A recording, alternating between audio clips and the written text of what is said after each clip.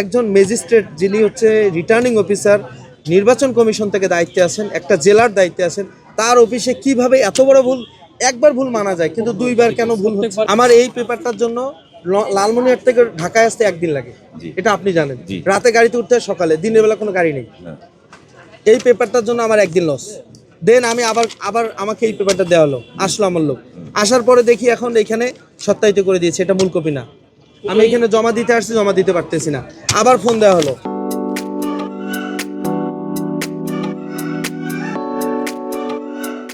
ইচ্ছা করে 3টা নামে উনি আমার ওইখানে সাইন কিন্তু মানুষ দিয়েছে, কিন্তু উনি কেটে দিয়েছে উপরের লাইনটা, নিচের লাইনটা রেখেছে, এবং আমি সেই প্রমাণও দেখাইতে পারবো। আজকে আমাদের এখানে এসেছেন না? জি। আমাদের এখানে কোনো অসহযোগিতা পেয়েছেন?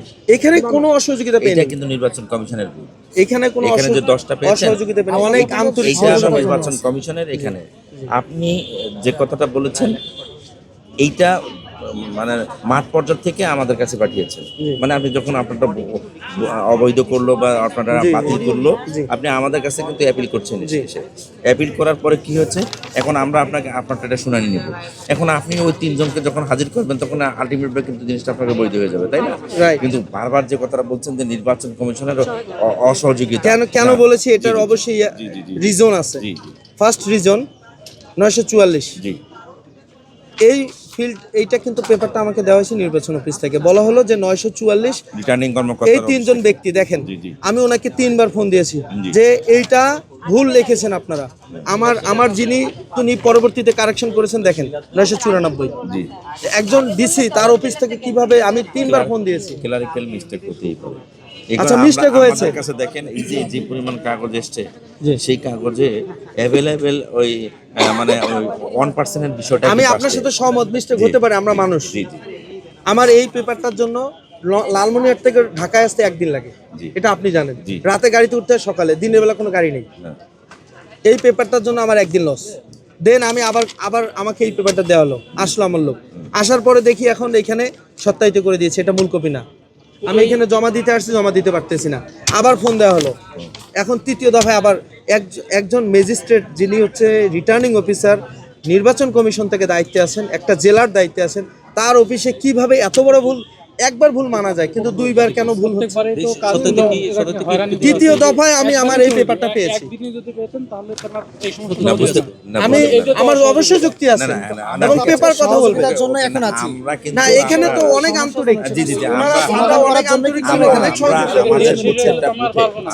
যারা আসছে আমরা কিন্তু বারবার বলেছি, আমরা চেষ্টা করেছি যে কি কারণে উনি কি সুবিধা হয়, উনি কোন কাগজটা আনলে সুবিধা হবে। আমি 10-এ 10 দিব। এখানে যারা ছিলেন এত আন্তরিক ছিলেন, যেমন আমার টিম রংপুর অঞ্চল স্যাররা খুবই আন্তরিক ছিল। আমি যেবারে আসছি সব সহযোগিতা করেছি। এইটাই। কিন্তু আমি খুবই ক্ষুব্ধ এই বিষয়টা নিয়ে। ঠিক আছে, এটা আপনি যখন অ্যাপিল হবে, যখন আপনি আমরা বোর্ডে আসবেন তখন আপনি এই কথাটা বলবেন না। আমি রাগ হইছে কেন 3বার একটা পেপার দিতে হলো আমাকে? করেছেন দেশের রেমিটেন্স যোদ্ধা, আমরা আপনাদের মতো সমাধানের জন্যই তো আমরা আছি, সমাধানের জন্য আমরা সব সময় থাকি এবং আমরা খুশি, আমরা চেষ্টা করছি যে মানে কার যদি কোনো সমস্যা থাকে আমরা আরো বলছি যে এই কাগজটা নিয়ে আসেন, আপনাদের সুবিধা হবে। শিহাব আহমেদ, 16 লালমনিরহাট 1 হাতিবান্ধা পাটগ্রাম থেকে স্বতন্ত্র প্রার্থী। আমার যে ভুলটি দেখিয়েছিল যে 1% ভোটারের যে লিস্টটা ছিল সেখানে 3 জন নাকি না স্বীকার করেছেন।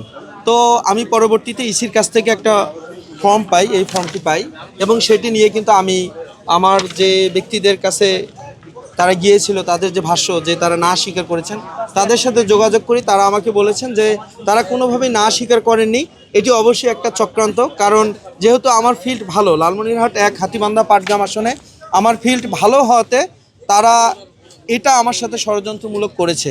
কারণ আমি নির্বাচন অফিসে কথা বলেছিলাম, নির্বাচন অফিসার কোনো কথা শুনতে চায় না। রিটার্নিং অফিসার তিনি এক কথায় বলতেছেন আপনার আপিল করার সুযোগ আছে, আপনি আপিলে যাবেন, আপিল করবেন।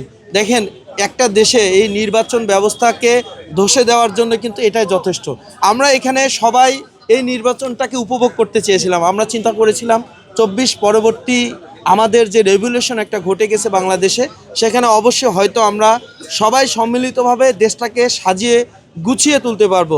একটা সুন্দর নির্বাচনের মাধ্যমে দীর্ঘ 17 বছর মানুষ ভোট দিতে পারে নাই, সেটা থেকে আমরা বেরিয়ে এসে এবারে একটা সুন্দর নির্বাচন হবে। সবাই এবারে আনন্দের সাথে নির্বাচন অংশগ্রহণ করবে, ভোটটা দিবে। কিন্তু বাস্তবতা হচ্ছে ভিন্ন।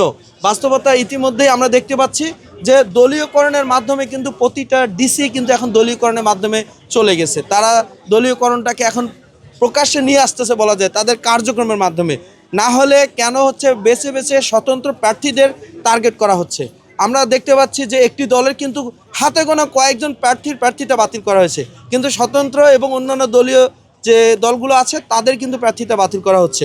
তো এখান থেকে বলবো যে আমরা যে সুষ্ঠু একটা রাজনীতির ধারা চাচ্ছিলাম, যেখানে সবাই অংশগ্রহণমূলক একটা নির্বাচন হবে, আমরা মানুষ যারা জনগণ আছেন তারা তাদের প্রার্থীদের পছন্দ করে বাছাই করে নেবে, আমরা কিন্তু সেটা পাচ্ছি না। কারণ এইভাবে যদি আমাদের গলা চিপে ধরা হয় তাহলে বাংলাদেশের গলা চিপে ধরা হবে। আমরা একটা স্বাধীন সার্বভৌম রাষ্ট্রে আমাদের যে স্বপ্নটা ছিল ওই স্বপ্ন বাস্তবায়ন সম্ভব হচ্ছে না।